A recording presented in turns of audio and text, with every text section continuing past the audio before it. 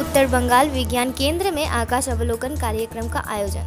हर साल की तरह इस साल भी उत्तर बंगाल विज्ञान केंद्र में आकाश अवलोकन कार्यक्रम का आयोजन किया गया।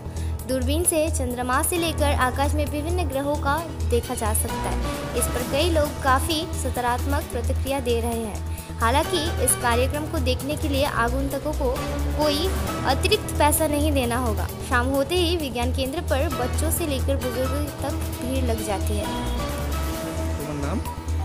আমার নাম রণজয় মণ্ডল। কি দেখলে কেমন?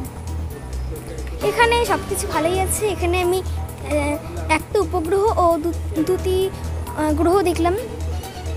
দেখলে কেমন এনজয় করলে, কি শিখলে? আমি এখানে খুবই এনজয় করলাম এবং অনেক কিছু শিখলাম। আবার আসবে? হ্যাঁ, আবার কখনো সময় পেলে নিশ্চয়ই আসব, আবার উপভোগ করব এই জায়গাটা। এইসবের প্রতি ইন্টারেস্ট আছে তোমার? হ্যাঁ। আজকে এখানে স্যাররা কি শেখালো, কিছু বলেছে?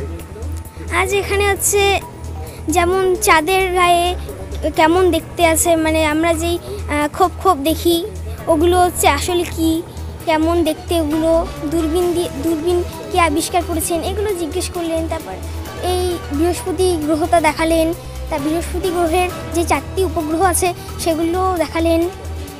তারপর শনি গ্রহও দেখালেন। শনি গ্রহের চারপাশে যে বলয় সেটাও পরিষ্কারই দেখা যাচ্ছিল।